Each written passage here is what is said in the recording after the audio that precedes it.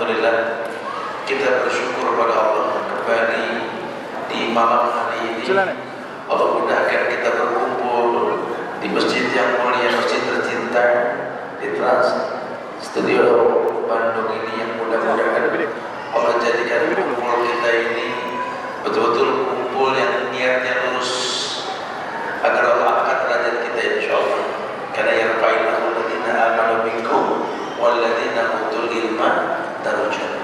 Ada pengangkatan derajat buat orang yang keluar menuntut ilmu. Pada kali ini kita akan coba bahas kajian yang berkaitan tentang ma'rifatullah, yang menjudulnya ini untukmu yang terindah. Kapan yang terindah yang kita berikan kepada Allah? Dalam kitab Fawaidul Fawaid ini ada judul tentang ma'rifatullah antara orang beriman dengan orang-orang musyrik. Iya, dalam hal ini dijelaskan tentang manfaat kita mengenal Allah dengan cara yang baik. Ma'rifatullah dalam Islam ini ada dua. Yang pertama, ma'rifatul ikrar. Ma'rifatul ikrar ini semua manusia memiliki, karena sifatnya cuma ucapan. Anak hamba Allah, anak Abdullah, Tuhan Allah, aku beribadah hanya kepada Allah. Semua orang mengatakan seperti itu. Kalau memang statusnya muslim, dia akan berkata Rabbi Allah, sebatas rububiyah. Ini ikrar.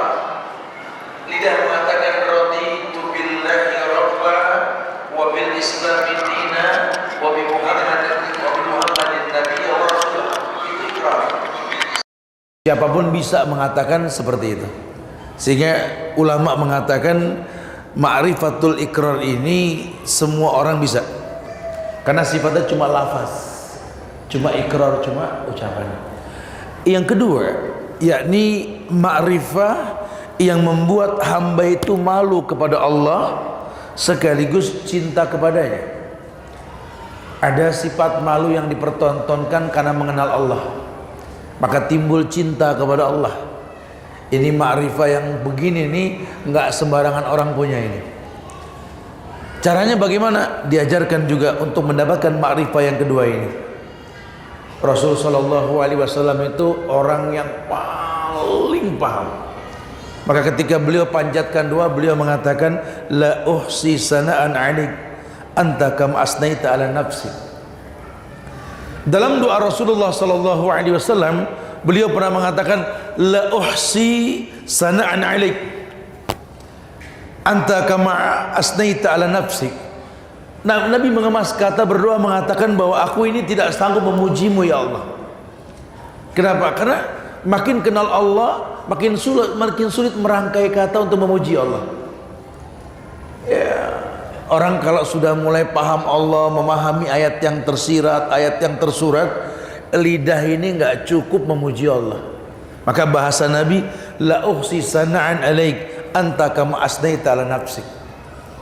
Makanya kalau kita kasih judul untukmu yang terindah, ini sudah terindah, istilah kata yang nggak ada yang lagi yang mengalahkan indahnya sesuatu yang buat Allah.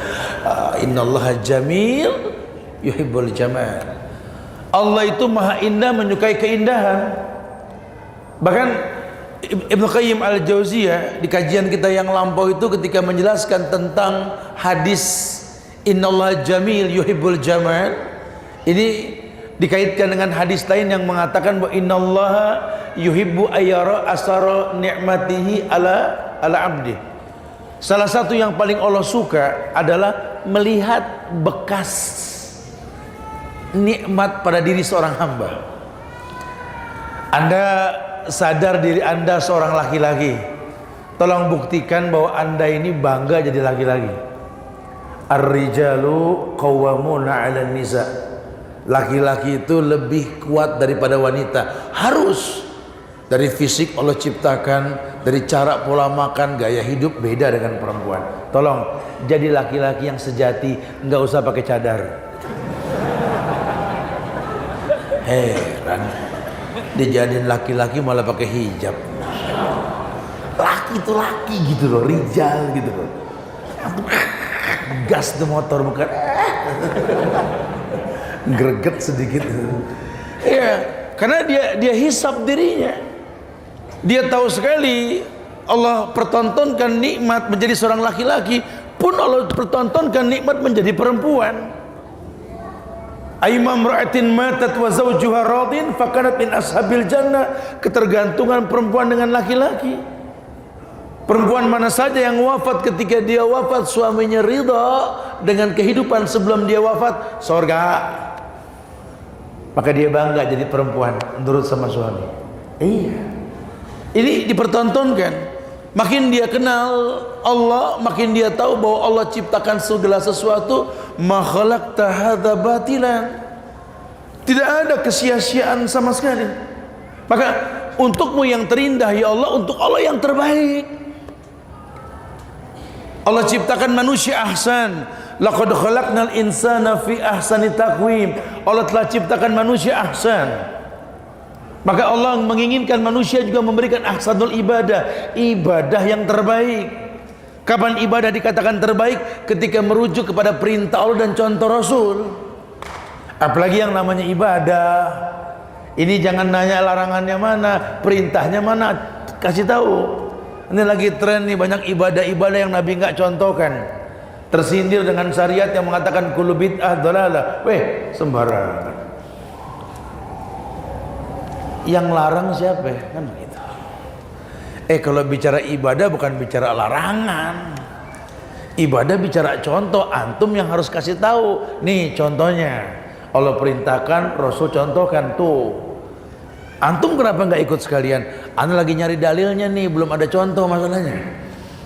Kalau masalah siapa yang larang, insya Allah nih Indonesia bro, nggak ada yang larang.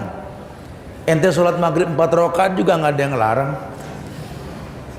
Ntar subuh no, subuh bikin 3 dah. Lo kok 3? 2 aja boleh, apalagi 3. Nabinya siapa nih? Karena Rasulullah sallallahu alaihi wasallam yusolli salat al-fajr rakaatain. Yang dicontohkan beliau salat subuh 2 rakaat. Enggak tambah, contohnya 2. Anda jangan tambah-tambah sudah. Diperintahkan mengeluarkan zakat 2,5%, 2,5% sudah. Jangan ditambah-tambah. Harus seperti itu. Karena kita bicara agama, Allah yang katakan, "Qul in kuntum tuhibbunallah fattabi'uni yuhibbukumullah wa yaghfir lakum dzunubakum." Ini sudah syariat, sudah bahasa Allah. Qul, katakan ya Muhammad, sifatnya perintah. Kalau sudah bicara perintah, bicara iman. Karena cuma orang beriman yang percaya perintah. Yang enggak beriman agak susah nih. Makanya kalimatnya ya ayyuhalladzina amanu, hai orang yang beriman. Ku anfusakum, perintah. Ya ayyuhalladzina amanu isbiru, perintah. Inna sholata kanat alal mu'minina kitaban mauquta, orang beriman kena perintah. Qul, katakan ya Muhammad, katakan kepada umatmu yang beriman, in kuntum tuhibbunallah fattabi'uni, ikuti aku yuhibbukumullah wa yaghfir lakum dzunubakum. Kalau kamu sudah ikuti aku, maka otomatis yuhibbukumullah, Allah akan cinta sama kamu. Wa yaghfir lakum dzunubakum, Allah akan ampunkan kamu. Ternyata ampunan datang setelah datangnya cinta. Bukan cuma sekedar gugur kewajiban. Betul, kewajiban menggugurkan dosa. Cuma cinta datang, penghilangan dosa datang karena cinta. Yuhibbukumullah wa yaghfir lakum dzunubakum. Allah bakal cinta sama kamu, Allah bakal ampunkan kamu. Ketika apa? Ketika menghiasi yang wajib dengan yang sunnah. Bukti cinta itu dengan sunnah, mengkaji diri. Nah, ma'rifah yang kedua ini, ma'rifah karena rasa malu dan cinta kepada Allah, tidak semua orang memiliki ini. Ya, Allah perintahkan wa bi ni'mati rabbika fahaddis, nikmat Allah sebut. Wa in ta'udu ni'matallahi la tuhsuha. Kalaupun kau sebut nikmat Allah, nggak mungkin terhitung. Makin sebut nikmat Allah, makin kerdil kita di hadapan Allah. Iya, menjadi ulil albab. Alladzina yadhkurunallaha qiyaman wa qu'udan wa 'ala junubihim wa yatafakkaruna fi khalqis samawati wal ard. Rabbana ma khalaqta hadza batila Subhanaka faqina adzab. Ini orang nggak ketemu lagi kecuali Allah pada semua yang dia lihat. Walaupun bukan wujud yang dia lihat, cuma dia yakin Allah ada karena ada kehidupan. Dia berhusnuzon. Kondisi apapun nggak ada suuzon dia sama Allah. Dia tahu la yukallifullahu nafsan illa wus'aha. Allah nggak mungkin uji dia di luar batas kemampuannya. Dia yakin. Bahkan Nabi mengatakan, innallaha idza ahabba qauman ibtalahum. Allah kalau cinta sama satu kaum, Allah uji. Ini yang diuji husnuzon. Ini lambang cinta. Idza ahabba qauman ibtalahum. Allah uji manusia supaya tahu kelas manusia. Ahasiban nasu ayutraku ayyakulu amanna wa hum la yuftanun. Wa laqad fatana alladziina min qablihim. Fala ya'lamanna Allahu alladziina shadaqu wa la ya'lamanna al-kadzibin. Dia tahu orang sebelum dia juga diuji. Yang diuji masalah anak dari zaman Adam udah diuji. Zaman Nabi Nuh diuji. Yang pegel sama bini, Nuh pegel sama bininya. Ayub pegel sama bininya. Yang pegel sama suami, lihat tuh Asia pun pegel, bininya Fir'aun dan lainnya. Dia tahu hidup ini ujian. Maka kata Ibnu Qayyim Al-Jauziyah, wa malijurhim bimaitin ilam. Cuma mayit yang enggak diuji. Iya, orang hidup pasti diuji. Dengan mengenal Allah, dia tahu ujian ini lambang cinta. Dan Allah tahu sekali ujian itu punya level. Makin bagus iman seseorang, makin tinggi ujiannya, sampai dia betul-betul paham la yukallifullahu nafsan illa wus'aha. Bahkan kalau sampai dia tahu ujian ini membuat dia makin khusyuk, alam ya'ni lil ladzina amanu an takhsha'a qulubuhum li dzikrillah. Makin khusyuk, dia makin merasakan ujian mendatangkan kehusyuan. Saya pernah contohkan di awal-awal kajian kita dulu. Yang sudah punya anak, ya, yang sudah punya istri, sudah punya anak. Kalau anak masih lucu, doa kita nggak tapi khusyuk, betul? Paling cuma Rabbi habli minazolihin, nggak ada bobot. Ekspresinya juga nggak nampak gitu. Ntar anak udah mulai gedean dikit, mulai ngelawan sama orang tua. Orang tua kadang cinta, nggak suka sama anak, mulai doanya agak khusyuk dikit. Yang tadi coba Rabbi habli minazolihin, sekarang Rabbi habli minazolihin, ya Allah. Minazolihin. Lagi pegel sama anak loh. Dulu zaman orang tua masih muda, doa kita kadang-kadang jadi zaman pelo, kita doain abih fiwi wawi ya. Wah, zaman kecil tuh. Gedean dikit udah mendingan Rabbik firli wali walidayya warhamhuma kama rabbayani shaghir. Rabbirhamhuma kama rabbayani shaghira. Orang tua belum pensiun. Belum tapi tua, entar pensiun udah mulai tua. Ribut sama mantu, nggak akur sama cucu. Kita anak ngurut dada. Yang tadinya Rabbi firli wali walidayya, sekarang Rabbi firli wali walidayya, ya Allah. Wali walidayya ya Allah. Aduh, wali walidayya ya. Pakai aduh gitu. Ujian mendatangkan khusyuan. Antakhsha'a qulubuhum li dzikrillah. Dia mengingat Allah dengan kehusyuannya karena dia butuh Allah. Ini yang dimaksud ma'rifah yang kedua. Banyak nikmat yang tak dia minta Allah berikan. Kadang memang Allah memberikan yang kita butuhkan, bukan yang kita inginkan. Banyak yang kita nggak minta Allah kasih. Ya Allah, fa bi ayyi ala'i rabbikuma, nikmat Allah mana yang mau kita dustakan? Lalu banyak yang kita nggak minta keturutan. Masya Allah. Nah, ma'rifah yang kedua ini, yang nggak sembarangan orang punya ini, ya, nggak sembarangan orang ini punya nih. Tapi demi Allah, ma'rifah ini didapat dengan dua cara. Boleh nih kita tiru, karena kita pengen berikan yang terindah buat Allah kan. Nah, tolong yang pertama, kata ulama yang menulis buku ini Ibnu Qayyim Al-Jauziyah, yang pertama memikirkan serta merenungkan seluruh ayat Al-Quran. Pikirkan, renungkan ayat Al-Quran, disertai pemahaman yang mendalam tentang Allah dan Rasulnya.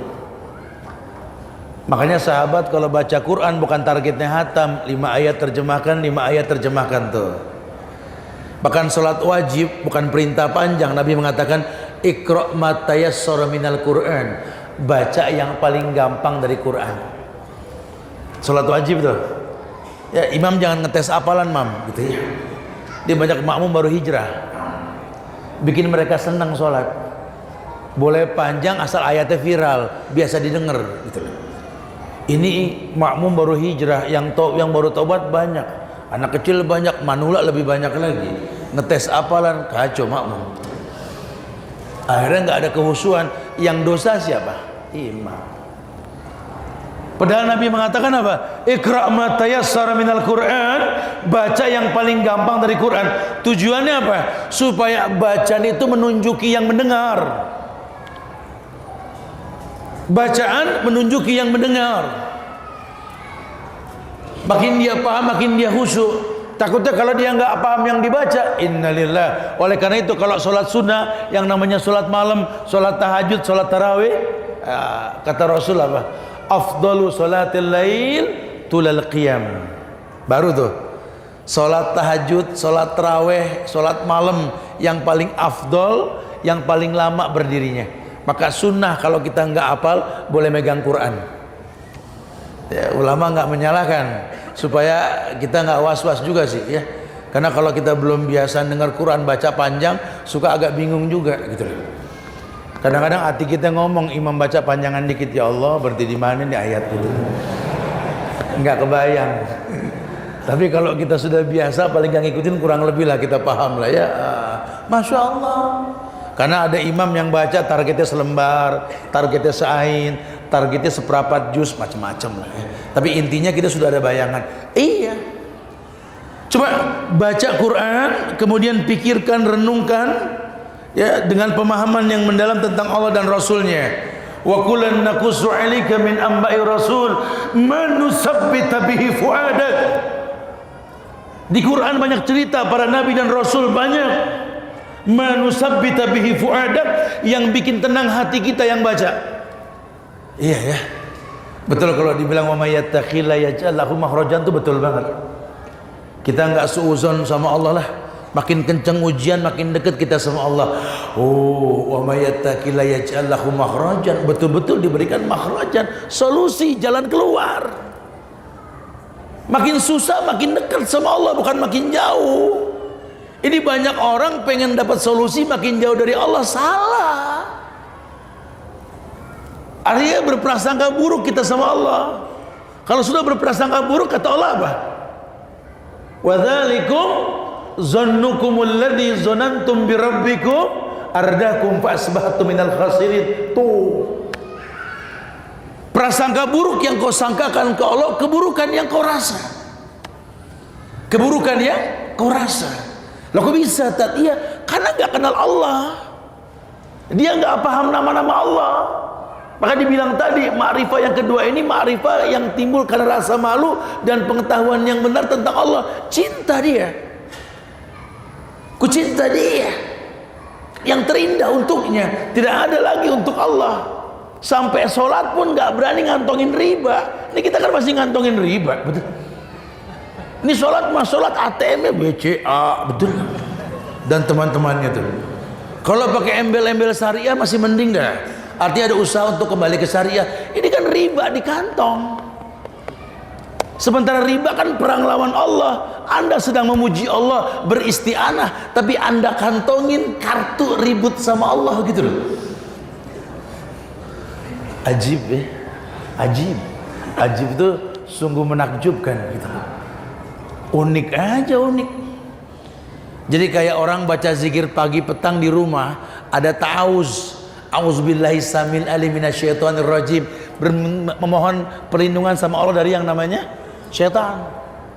Tapi kerjaannya mubazir, innal mubazirina kanu ikhwana syayatin. Mubazir temannya setan, lihat.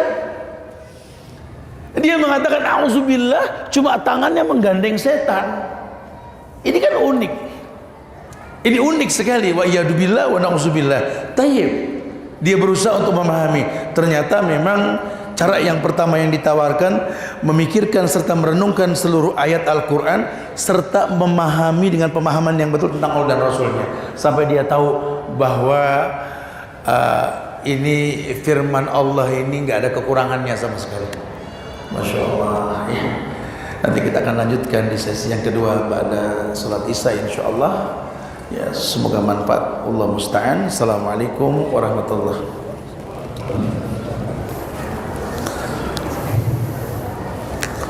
Alhamdulillah hamdan katsiran thayyiban mubarakan fi kama yuhibbu rabbuna wa yarda. Asyhadu an la ilaha illallah wahdahu la syarika lah wa asyhadu anna Muhammadan abduhu wa rasuluh.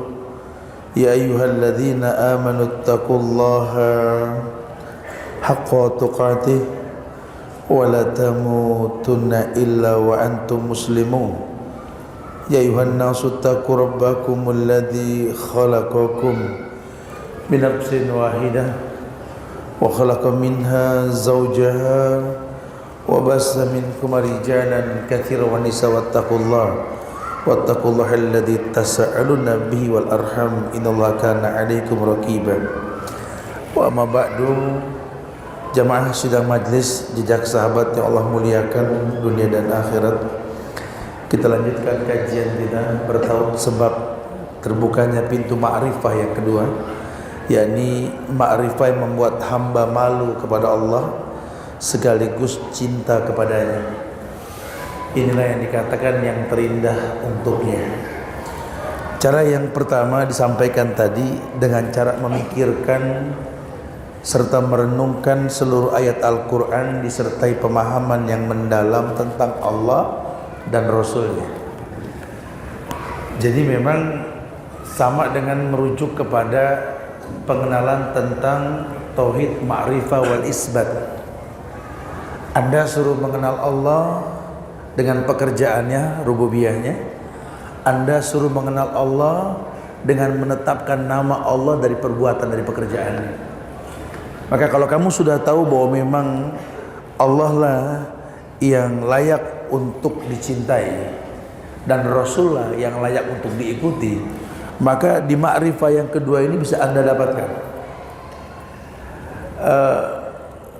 Dalam hadis riwayat Imam Muslim, 3 hal yang membuat manusia ini merasa ringan dalam beragama. Salah satunya dikatakan ayakunallah wa rasulahu ahabba ilaihi mimman siwahuma. Ketika orang bisa menjadikan Allah dan Rasulnya lebih utama. Kenapa dia bisa menjadikan Allah dan Rasul lebih utama? Karena dia tahu bahwa hidup ini memang hanya untuk Allah lillah. Inna salati wa nusuki wa mahyaya wa mamati lillah. Lillahi rabbil alamin, untuk Allah Rabb yang menciptakan alam, dan kita cuma bagian dari alam, proses kehidupan. Laki perempuan menikah, ayah ibu menikah, jadi kita, betul? Proses alam. Dan kita bagian dari alam. Siapa yang menciptakan alam? Allah Rabbul Alamin. Maka kita bersyukur. Kita yakin sekali bahwa Allah ciptakan manusia untuk sebuah kebaikan, misi dalam kehidupan.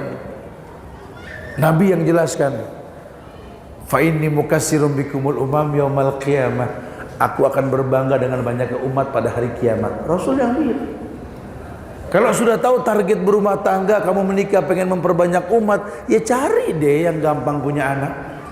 Yang sudah gampang jangan di stop sudah. Anda kan butuh 2 anak-anak yang soleh. Cari orang baik yang bisa memiliki anak yang baik, mendoakan dengan cara yang baik. Semua ada, pahami. Quran juga sama.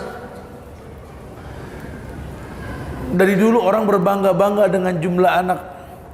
Tapi bukan berarti cuma sekedar bangga dengan kebaikannya, karena dia tahu kalau dia meninggal nanti kan putus semua hubungan. Salah satu yang nyambung ke lubang kuburnya apa? Doa anak yang saleh. Banggalah punya anak yang soleh, lahir dengan cara yang soleh, dari pasangan yang soleh dan soleha. Itu yang pertama tuh. Yang kedua, untuk mendapatkan ma'rifah yang kedua ini ditawarkan dalam kitab ini bahwa dengan memikirkan ayat-ayat Allah yang terlihat. Yuk mulai melihat ayat yang terlihat, namanya ayat yang tersirat. Ciptaan Allah. Coba kamu lihat tuh gunung ditinggikan tuh, lihat. Supaya kamu nggak merasa besar diri di hadapan manusia. Karena kamu tidak akan pernah bisa mengalahkan tingginya gunung itu. Suruh lihat bagaimana langit ditinggikan. Ini masjid ada langit-langitnya, tapi masih bertiang. Karena kalau nggak ada tiang, nggak ada dinding, langit-langit tidak bisa berdiri. Tapi kalau Allah sudah ciptakan langit tak bertiang, coba lihat.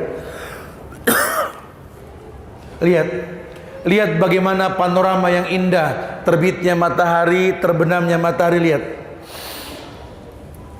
Rasakan nikmatnya.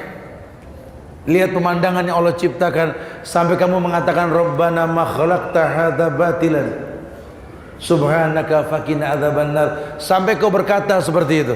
Lihat ciptaan Allah. Renungi hikmah di balik ayat-ayat tersebut. Ini ayat-ayat yang tersirat nggak main-main ini. Allah ciptakan alam negeri ini, alam yang gemah ropah loh jinawi, alam yang subur pecahan sorga kalau ulama bilang. Kau kamu seperti ayam mati di lumbung. Mana potensi yang kamu miliki untuk bisa mengelola alam? Malah mengandalkan bantuan dan pinjaman, pengen tajir dengan cara riba, ya nggak bisa. Nggak bisa, oh ini nggak bisa, harus launching nih ya. Ya insya Allah tanggal 19 Januari nanti kita launching tajir ini. Tajir ini salah satu bentuk komunitas daurah untuk para pengusaha muda. Jadi teman-teman nih yang sudah mulai resign, mulai usaha, nanti Ustadz dengan teman-teman tajir ini akan membuat sebuah rutinitas daurah. Kita keliling ke setiap kota di Indonesia ini untuk mengangkat produk-produk teman-teman yang pada resign ini, supaya kita bisa menjadi generasi yang kecil itu kepala teri daripada gede ekor kakap. Kita pengen maju, kita pengen sukses dengan cara bersyukur mengelola alam yang Allah berikan. Iya, ini Indonesia, apa yang nggak ada di Indonesia? Tinggal bersyukur, manfaatkan. Yuk bangun negeri dengan cara yang betul. Nggak perlu pakai riba-ribaan sudah. Udah nih, yang tua-tua pada suka makan riba, kita generasi muda nggak perlu makan riba sudah. Kalau dibilangin susah masalah bank-bank konvensional, bismillah, kita generasi muda, generasi anti bank riba. Siap gak? Siap gak? Siap gak generasi muda ini meninggalkan semua konvensional? Kita pertontonkan syariah di bumi Indonesia ini. Allah akan muliakan kita insya Allah. Kita nanti yang mau hadir silakan. Kita akan launching ini di Masjid Agung Al Azhar nanti.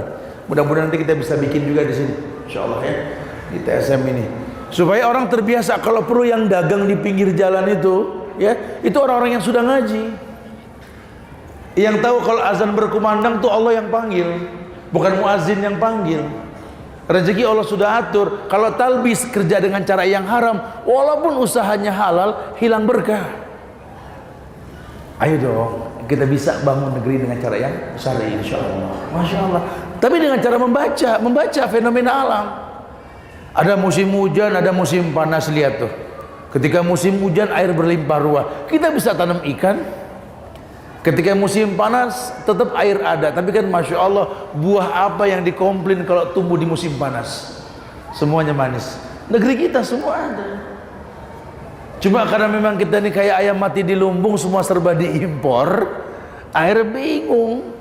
Bahkan kalau bisa perempuan nggak ada yang pintar masak, semua online sudah. Waduh, kompor mubazir di rumah betul-betul. Ya, jangan punya karakter gitu loh. Ini kita pengen manage nih.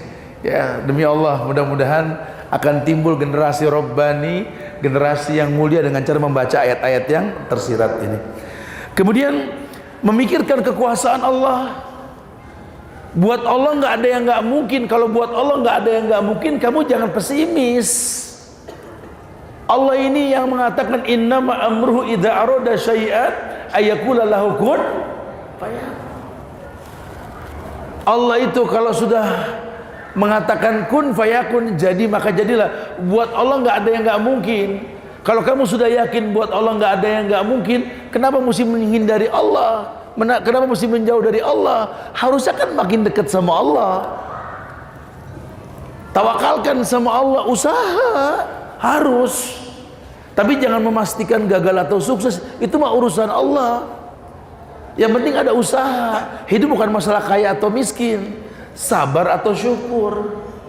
Ini yang mesti ditanamkan nih, supaya kita paham, jangan terkecoh sama dunia. Karena ukuran orang berhasil itu banyak duit, belum tentu. Berhasil itu kata Allah, hayya 'alas shalah, hayya 'alal falah. Ketika kamu sukses tetap ibadah, itu berhasil. Tapi kalau berhasil di dunia kamu jauh dari ibadah, salah. Dulu zaman susah, Masya Allah, temennya marbot.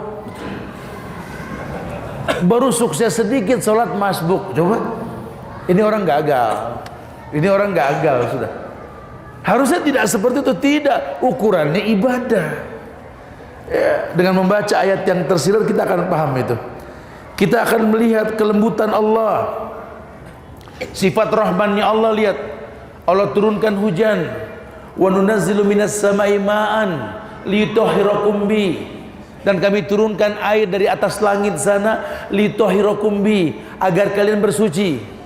Wa nudhiba rijza syaitan, untuk mengusir godaan setan. Hujan turun, lihat nikmatnya, jangan berkeluh kesah. Hujan turun, setan takut sama hujan. Makanya kalau lagi naik motor kena hujan takut gitu. Kecuali kalau ada keperluan takut lepek. Kalau hujan-hujan dikit mah ruqyah air hujan udah. Wal yarbitu ala qulubikum. Ini menguatkan ukhuwah di antara kalian. Lihat, dengan hujan kalian ngumpul semua di halte jadi ngobrol tuh. Risabbita bihi aqdam, dan dimantapkan kaki kalian. Bisa dilihat di Al-Anfal ayat 10 itu. Hikmah di balik itu, di negeri kita ini hujan, Masya Allah, kelembutan Allah. Lihat, hatta orang kafir dapat nikmat. Lihat rahmannya Allah. Malu kita sama Allah. Semua orang mengatakan Allah memiliki anak, Allah melahirkan, pada Allah mengatakan lam yalid walam yulad, tetap yang ngomong dapat nikmat. Lihat rahmannya Allah, lihat. Maka kalau kita enggak jadi ibadur rahman, rugi kita. Wa ibadur rahman alladzina yamsuna 'alal ardi khawnan wa idza khatabahumul jahilun qalu salam. Jadi hamba-hamba yang memahami rahmannya Allah, yang siapapun merasakan rahmannya Allah, hatta orang kafir, hatta koruptor, tinggal di negeri yang penuh dengan rahimnya Allah, semua merasakan nikmat di negeri ini. Tapi kan lihat, ujungnya keburukan kalau dia nggak bisa bersyukur sama Allah. Disuruh kita bersyukur. Lihat kebaikan Allah, lihat keadilan Allah, perlakuan adilnya terhadap makhluk. Lihat. Hatta cacing yang tak memiliki mata pun dapat rezeki. Lihat, hatta ikan yang di dasar lautan pun dapat rezekinya. Lihat, hatta semut dalam lubang. Lihat adilnya Allah. Lihat, kalau kamu bisa seperti itu, kamu merasakan, ya Allah, malu kita sama Allah. Siapa sih kita dulu? Ya Allah, orang yang punya masa lalu yang banyak, keburukan yang kita miliki, sekarang bisa Allah kumpulkan kita di masjid TSM ini, belajar bareng, tahu mana yang baik, tahu mana yang buruk. Ya Allah, sementara teman kita masih bergelombang maksiat dan dosa, belum yang tertangkap, belum yang narkoba, belum yang di dunia hitam, kita dimudahkan berkumpul di sini. Fabi ayyi ala'i rabbikuma, nikmat Allah mana mesti kita dustai? Masya Allah. Maka dikatakan dari surat Al-Hadid ayat 21 pada penutup bab ini dikatakan, dzalika fadlullahi yu'tihi may yasha wallahu dzul fadlil azim. Inilah bukti dzalika fadlullah, yakni karunia Allah. Karunia Allah yu'tihi may yasha, yang Allah berikan itu sekehendak Allah. Siapapun bisa, berarti siapapun bisa. Kalau mau dapat makrifah yang kedua ini, punya rasa malu dan mencintai Allah, siapapun bisa. Cuma dibikin hukum sebab akibat. Belajar, terangkat derajatmu, baca ayat yang tersirat, baca ayat yang tersurat, dan kesempatan itu makin sedikit. Kenapa? Lantar jial ayyamul lati madat, hendak kembali hari yang telah lampau. Sayang, punya kesempatan. Ayo dong anak-anak muda, bangkit. Kita bangun negeri kita Indonesia tercinta ini dengan cara yang betul, dengan cara bersyukur kepada Allah, menjadi pengusaha. Biarlah kecil asal kepala tadi ketimbang gede ekor kakap. Kita punya izah, kita yang atur waktu. Sesibuk apapun kita, belajar wajib. Sesibuk apapun kita, sholat wajib. Tidak terpotong dengan kesibukan. Allah muliakan kita insyaallah. Wallahu dzul fadlil azim, dan Allah mempunyai karunia yang besar. Jangan disia-siakan karunia tersebut, ya. Subhanallah. Mudah-mudahan yang terindah bisa kita persembahkan hanya untuk Allah, tidak untuk yang lain. Allah musta'an. Nah.